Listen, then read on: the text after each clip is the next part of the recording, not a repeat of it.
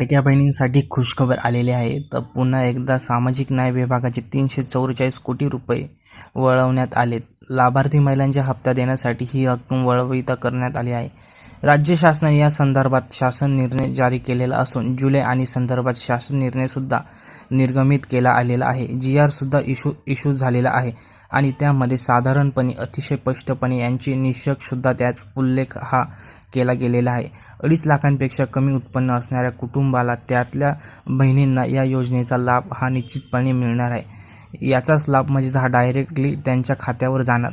जुलै महिन्याचा हप्ता वितरित करण्यात येईल आणि त्यानुसार 2 दिवसांपासूनच याची प्रोसेस चालू झालेली आहे आणि लाडक्या बहिणींच्या खात्यांमध्ये रक्कम जमा व्हायला ही कालपासूनच सुरुवात झालेली आहे. त्याच्यामुळे ही योजना अशाच पद्धतीने राज्याचे मुख्यमंत्री देवेंद्र साहेब फडणवीस यांच्या नेतृत्वाखाली आम्ही चालू ठेवणार आहोत, म्हणजे सरकार चालू ठेवणार आहे. जो काही डेटा म्हणजे प्रत्येक योजना ही स्क्रुटिनीमधून जात असते. ही लाडकी बहीण योजना असो किंवा संजय गांधी निराधार योजना असो किंवा नमो शेतकरी योजना आणि आणखी कुठलीही योजना असो, ही प्रत्येक योजना ही साधारणपणे दरवर्षी ही त्यांची एक साधनांप्रमाणे प्रक्रियाच आहे की त्यात स्क्रुटिनी म्हणजे जात आम्ही वेगवेगळ्या विभागाकडून महिला व बाल विकास विभागाने वेगवेगळ्या विभागाकडून त्यांच्याकडे जो डेटा आहे तो त्यांच्या लाभार्थ्यांना हा साधारणपणे आम्ही मागितलेला होता, जेणेकरून लाडक्या बहिणींच्या योजनेची जी आपली माहिती आहे ती निष्कर्ष म्हणजेच एका योजनेत 1500 रुपयेपेक्षा अधिक जर लाभ कुठल्या लाभार्थींनी घेत असेल तर या योजनेमध्ये पात्र होणार नाही. अशा पद्धतीने याचे नियम आणि निष्कर्ष आहे. जानेवारी महिन्याचा कृषी विभागाकडून नमो शेतकरी योजनेची लाभार्थ्यांची यादी मिळाली, त्यानुसार आम्ही ती प्रक्रिया सुरू केलेली आहे.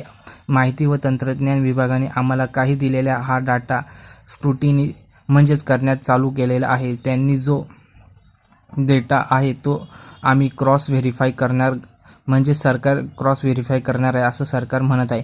ग्राउंड लेवलची स्क्रुटिनी करणार आहे, म्हणजेच खालच्या पातळीवर ते पूर्ण चेकिंग करणार आहे.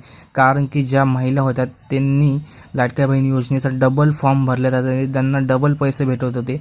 त्या महिलांची आता ही तपासणी चालू आहे आणि काय बहिणींना पैसे वाटप चालू झालेले आहे. तुम्हाला तुमचे पैसे जमा झाले आहेत की नाही खाली कमेंट करून सांगायचं आहे. तुमचा जिल्हा कोणता आहे, तालुका कोणता आहे आणि गाव कोणता आहे तुम्हाला खाली कमेंट करून सांगायचं आहे. थोड्याच दिवसात तुमच्या खात्यामध्ये पैसे जमा होतील.